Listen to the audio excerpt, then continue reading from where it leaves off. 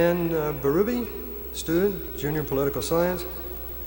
Why does the presence of polonium halos, which are unexplained by contemporary evolutionary theory, necessarily contradict and disprove the evidence supporting the current theory, such as the presence of uranium halos, which do indicate an age of several billion years? Well, why does the presence of polonium halos dispute the conventional view? Again, remember that the conventional view is that this rock is a part of a giant granite formation, and these granite formations extend far into the depths of the earth. So overall, we've got a rock formation that is cooling, from top to bottom or from bottom to top, whichever the case may have supposedly been. We've got something that is taking, over the period of total cooling, a vast period of time. So if polonium is there, the top to the bottom, that is, we find the polonium halos in the granites today from the top to the bottom, then we have to explain how the polonium could remain there if indeed a long period of cooling took place. That's why we illustrated the Alka-Seltzer and the water. The bubbles are there. If indeed something, is the size of this auditorium and it's filled with water, we start to cool it. How long is it going to take to cool? Well, it's going to take a long period of time. That's the same way it is with the rocks. So the polonium halos in the rocks, though, can't wait around. The polonium is going to disappear very quickly. So unless you isolate, unless you condense, solidify, crystallize, create very rapidly, of course, the radioactivity is gone, and there would be no radioactive halo in the rock itself. I'm going to give you another example of that in just a minute using this Polaroid film. A question from the same student, another question. Why does the inability of the scientific community to produce granite, rock, or spontaneously generate life necessarily disprove the theory of evolution any more than the inability of a physicist to spontaneously generate matter necessarily disprove the laws of physics? It's a good question. Well, first of all, you must understand that I don't know of any physicists who are out here who are claiming anything about the latter part of this question. I'll read it again. Why does the inability of the scientific community to produce granite, rock, or spontaneously generate life necessarily disprove the theory of evolution any more than the inability of a physicist to spontaneously generate matter necessarily disprove the laws of physics? Well, see, in physics, the basic law is matter can't be created or destroyed.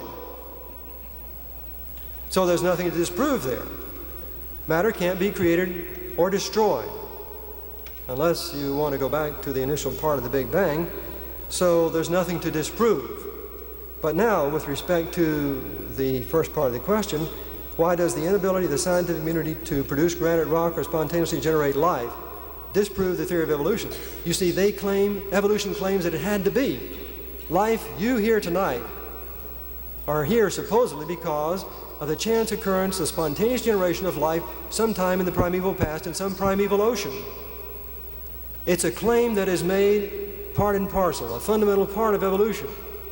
This granite that I'm holding here, this piece of biotite that we've shown and talked about tonight, it didn't come out of nowhere, supposedly, as far as evolution is concerned. It is an integral part of the Earth. It came as a result of the slow cooling of magma with the uniformitarian principle. The physical laws that govern the crystallization of this rock, you see, are inevitably the same that exist here tonight. So, if you want to prove what you're saying is true, if you want to test as to whether that theory is really based on a valid scientific principle, all you've got to do is take it into the laboratory in the here and now, melt the granite, let it cool, let it solidify, let it crystallize, and you should be able to, on the basis of the evolutionary theory and the acceptance of its uniformitarian principle, you should be able to reproduce that piece of granite. Because you see, supposedly, 4 billion years ago, or 4.5 billion years ago, or 3 billion years ago, the laws were identical to what they are today. And may I suggest to you that something, yes, why don't you come up to the microphone?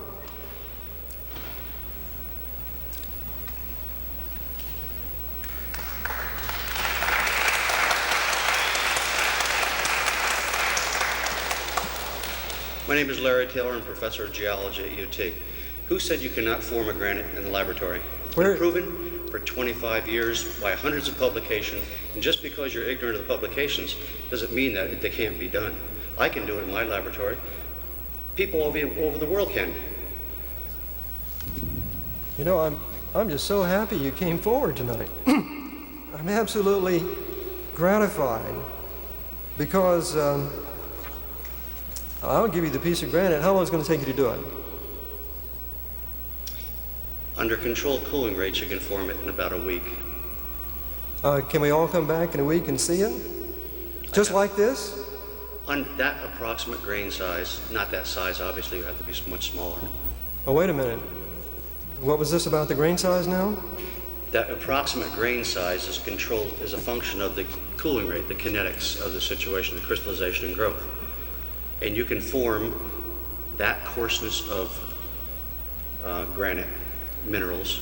You can form those mineral compositions with a cooling rate of about 1/2 degree per hour crystallizing.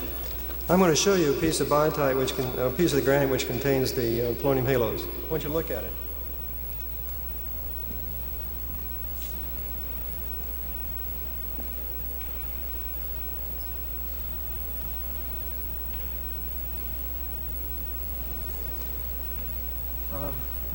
How long do you think it would take you to do this one? That, the grain size, and I don't know what the exact mineral compositions are there, but I estimate the same approximate cooling rate. Anything slower than 1/2 degree per hour over the crystallization range of approximately 200 degrees over which these minerals crystallize will be sufficient to do this. And we'll, in a week. And people at UCLA, at Caltech, at Chicago, at MIT, at Harvard, at wherever you want to go can do this. So I don't see that the big problem. And well, Frank Press is from MIT, and that's where, I mean, he would be speaking to that. But I think more properly that the reason why you're not getting a rebuttal to this is that people just don't want to rebuttal it. It doesn't, perhaps, you know, it's so well established in literature. And now, is this the first time that you've heard of this test? Yes, it is. I see.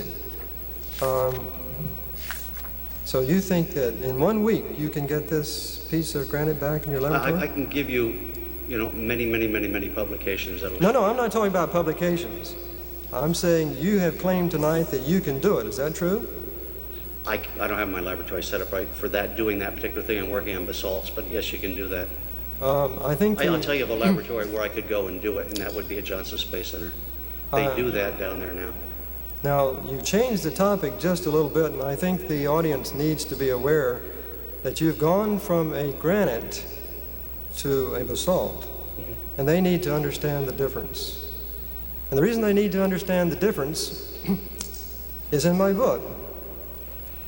At the Arkansas Creation Trial, the ACLU geologist, Dr. Brent Dalrymple, took the witness stand.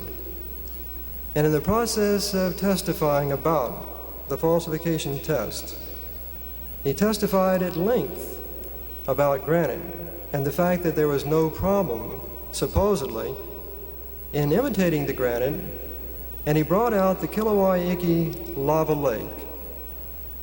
If you read his testimony very carefully, you find two things. First of all, he admits that you cannot.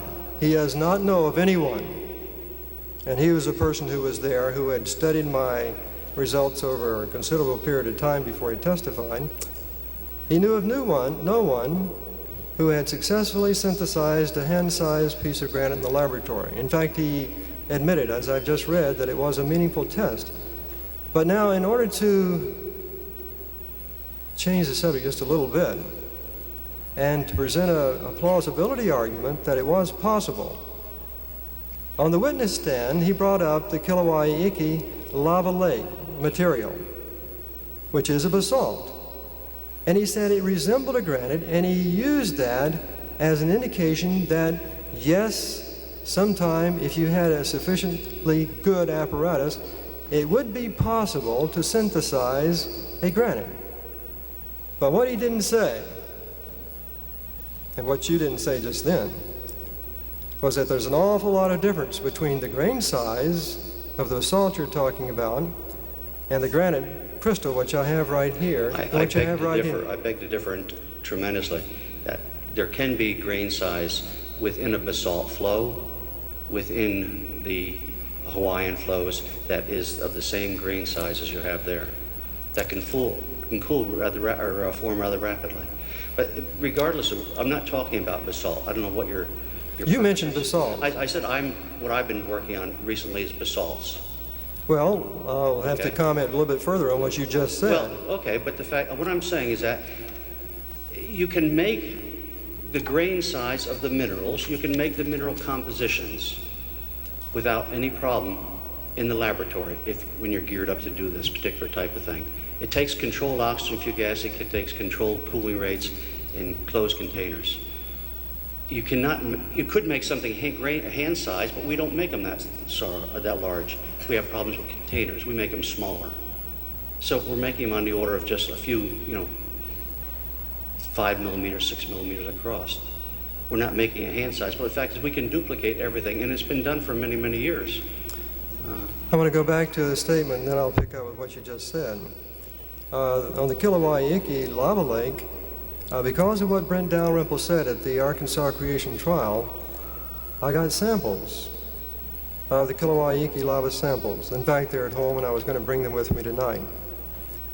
I contest your view, and I have the samples to prove it, that I didn't refer to Kilauea. I noticed I said Hawaii. There are many, many flows on Hawaii. You're talking about a very recent, very quickly cool.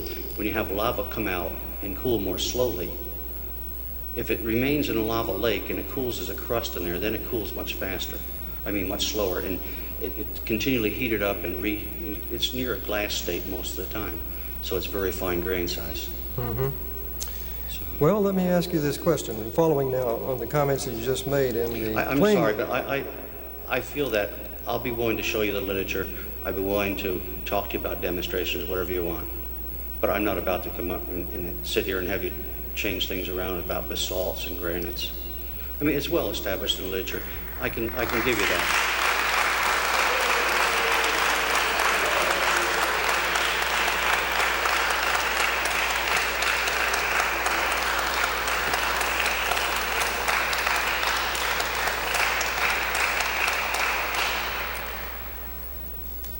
I'm happy that this has occurred tonight because it's not the first time that I've heard such a claim.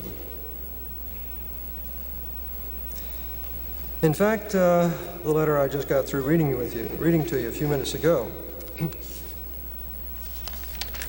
and I'll bring his name out now. A geologist up in Canada wrote me a letter. In fact, he's written me several letters.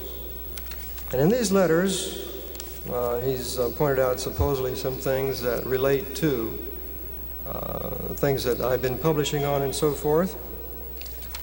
And in the context of this, one of the letters he wrote to me, this is now back in February, he said, a granite sample has indeed been synthesized in a laboratory. Now, from what the gentleman just said, of course, you've got to have high pressures, you've got to have high temperatures, and you've got to have slow cooling. Oh, pardon me, you didn't say high pressures. I should say that the evolutionary view of the formation of granite is such that granite supposedly form at great depths under high pressures. So I'll add this. This is a part of the conventional view. He goes on to say, there is a first-year geology course offered here over the television in the form of a 22-hour series called Understanding the Earth. In the program on igneous rocks, they showed a film that was taken back in the early 60s where a granite sample was crushed to a fine powder, poured into a small copper pot, water added, placed in an apparatus, and subjected to high temperatures. The result was a crystallized specimen about the size of your thumb. He said he had this on the tape. In other words, a granite sample has been synthesized in the laboratory. Well, I was really interested. Since I had issued this test, it was subjected to severe scrutiny at the Arkansas trial in 1981. And I will stop just for a moment to say that in 1985, the magazine Science published a report indicating there again was no science in creation science. And I attempted at that particular time to have a rebuttal published. And it was unsuccessful because the magazine indicated that they would not handle anything relating to creation science. But this last summer, as I've indicated to you, again, I issued the challenge. It's been in the EOS. But anyway, I was really interested. Here's someone who's saying that, you know, it's all on TV. So I got a copy of this TV film, Understanding the Earth, and the particular series relating to the synthesis of a granite. And sure enough, when the material came back to me, I actually got the outline for the course. I noticed, though, that in looking at the TV video and looking at the outline of the course, it didn't really say that a granite per se had been synthesized. It said, you know, this is suggestive of how granites supposedly synthesize. Anyway, what was shown on the tape was a powdered granite, and the powdered granite was crushed and put into a furnace, put into, I should say, a gold or a platinum envelope, and it was taken up to 700 or 800 degrees centigrade, and then it was with sufficient water and so forth, it was allowed to cool over a several-month period of time. Well, I wanted to actually find the samples that were in that experiment. It wasn't good enough for me just to say, well, you know, it looks like a granite. I didn't know. Maybe it was supposedly a granite. So I called the gentleman who had done the series now in the mid-1970s. And I asked him to begin to look very particularly at that segment. And I said, I want to know, first of all, did you do the experiment? He said, no, we didn't do the experiment. We took it from an old Encyclopedia Britannica film. And so I said, well, can you tell me more about it? He said, I'll go back and look. And he went back and looked, but he couldn't find any more additional information about it. He only had one name, and through that one name, I began to call around the country, various geologists, and I finally was led to someone else, and they led me to someone else, and they led me to someone else. And I finally found the gentleman who had actually done the experiment the supposed granite synthesis, and indeed he admitted that this is a part of, of an ongoing research program, and they were carrying on at that particular time. Well, I said, I'm very much interested in getting information on the samples that you were trying to synthesize at that particular time, the granite ones especially. And he said, well, that was some 20 or more years ago. And so I continued to check. I got back with him, and he has since retired. He said that he thought he perhaps had a piece from one of the experiments, but he was way out west and he wasn't coming back east until this last week, April 9, in fact. And so I called all over the place trying to get other samples of people who had done these kinds of experiments and supposedly was going to show me this information on granite synthesis. Well, I called him Friday afternoon, just last week. He was back at his home, and I said, I'm still looking for this sample that you had indicated was possibly still in existence. And indeed, he had returned home, and he had been looking for it for 4 days and was unable to find it.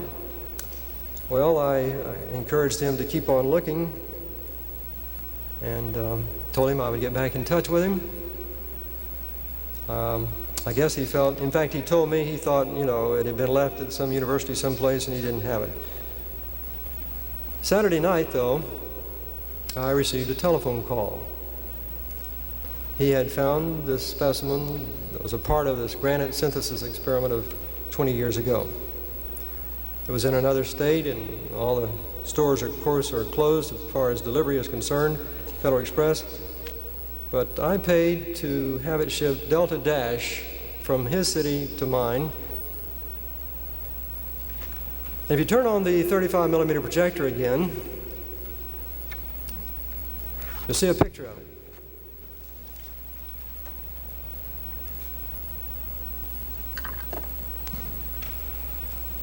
There it is. There's a sample that was a part of a granite synthesis experiment over 20 years ago. 700 or 800 degrees centigrade, melted, cooled down now, and if I understood what you said a few minutes ago, you could do it in a week. Well, what we're talking about is something here, and that glass slide, right below the penny, is a granite sample that was ground up, crushed, melted, and cooled, not over a period of a week, which you said you were able to do and come up with a granite. That was cooled down over a period of 2 months. And it bears a remarkable resemblance to another piece of rock which is adjacent to it. If you go back to the previous slide, I'll talk about the other rock which is adjacent to it. Okay.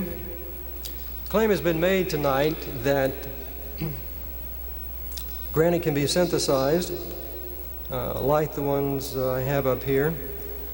But as I was in the last stages of writing my book, and I realized that such events might take place, such as what has happened tonight, I'm very, very happy that it has happened, a thought occurred to me. The laboratory of nature has provided us with an answer. In fact, granite is melted in the earth. In fact, granite comes up through pipes and extrudes on the surface of the earth from time to time. And when it does, sometimes it becomes a glass, which is obsidian. If it cools lower, such as the rock you're seeing right here, technically, I think geologists say it's only a rhyolite if it's on the surface, but there are other people who are geophysicists who say it's a rhyolite even if it's under the surface and cools from a granitic melt. In other words, what I'm saying is what you're seeing on the screen right now is the rock that resulted from the cooling of a granite melt in the earth. And it cooled slowly. And the reason I know it cooled very slowly is because the writing on the rock, you can't see the 1 very easily, is 1,683.3 feet down below the surface of the earth. Now, when that cooled, the rock, the melt itself, the granite melt, did not recrystallize as the original granite. It recrystallized as a fine-grained rhyolite, meaning that the crystals of the quartz and the feldspar are very, very small, whereas the crystals in the granite crystal, which I have up here, are macroscopic, millimeters in size in some cases, and in other cases, such as the rock I'm showing, the material I'm showing right here, inches.